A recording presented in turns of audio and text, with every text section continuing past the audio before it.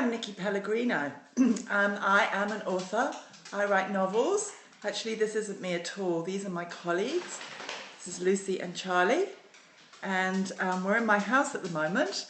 We're going to go and head out. I'm going to show you my commute to work, which is not very far. So I go out the back door, past just all the random stuff, here, through the barbecue area, and into my garden.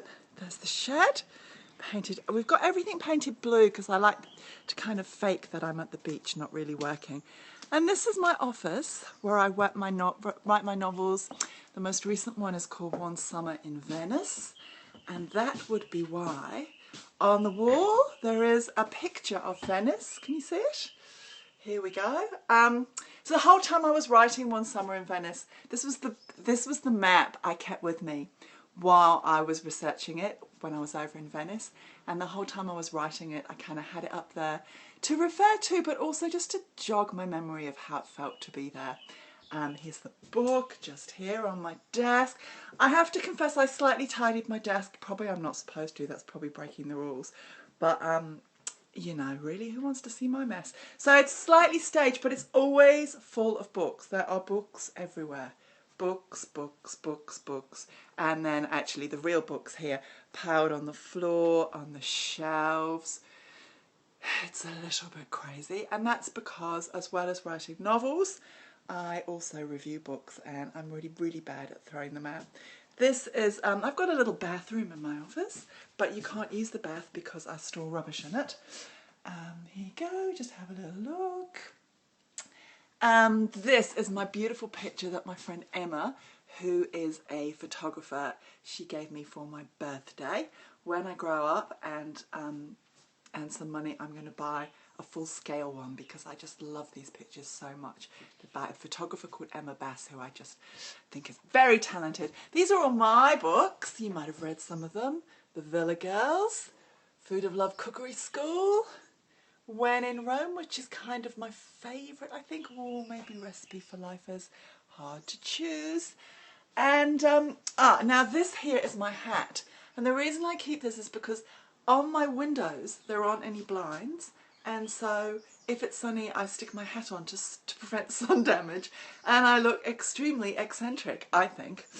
And just basically what you need if you're a writer, people often say, have you got any tips? And my tip is get a fantastic chair, because you will be spending an enormous amount of time with your bottom in that chair, whilst your poodle sits in more comfort on the sofa and stares at you. Hey, Charlie. Yes, just stares at you. And I just sit here for hours and hours and hours and hours and stare at my computer and try and get into my world, which is quite hard to get into, to be honest with you, because here I am in New Zealand. Oh, I also have a view of the neighbour's swimming pool, which, as you can imagine, is completely torturous in the summer months, and down over my vegetable garden, which at the moment hasn't got very much in it because it's winter. Anyway, I thought I'd just read you a little bit from One Summer in Venice. Just a taster of the beginning, because actually, above all things, I hate reading aloud from my own novels. Other people's novels, not a problem. So, what do you want to look at? Oh, you could look at Lucy chewing her bone. This is Lucy. She's in charge of security, exercise and bone chewing. No, I think we should just look, maybe, at books. You could look at books while I'm reading. This isn't a midlife crisis, okay? For a start, I'm not old enough to have one of those. I'm calling it a happiness experiment. I've stolen an entire summer from my life, and by the time it's over, I plan to leave this place with a list in my hand. I live by my lists. At home there's one stuck to the fridge with a magnet, at work one is pinned to the wall. Both are full of things I have to do and stuff that needs attention. Now I'm going to write another. The 10 things that make me happy, that's all I want to know. How difficult can it be? They may be small things, a cup of tea in bed, a day without rain, or bigger ones. It's still the beginning, so how can I know? These are the questions I keep asking myself. Am I missing out? Is there another life I ought to be leading? Did I fall into this one I have for all the wrong reasons? I want to find out now before the years slip by and it's too late for me to change. Am I scared? Yes, a little bit. An experiment like this isn't for the faint-hearted. Much safer to bump along with the life you have than walk away from it. Far more acceptable too. It's fair to say that no one is very impressed with me right now. I'm sure my husband thinks I'm being selfish, my sister that I've lost my mind, my daughter that I've deserted her. Perhaps all of them are right. But the thing is, it's only one summer, here in a city where no one knows me. One stolen summer. What do I want from my life?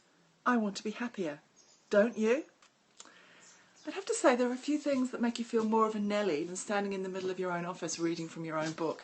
I really hope the neighbours can't hear me.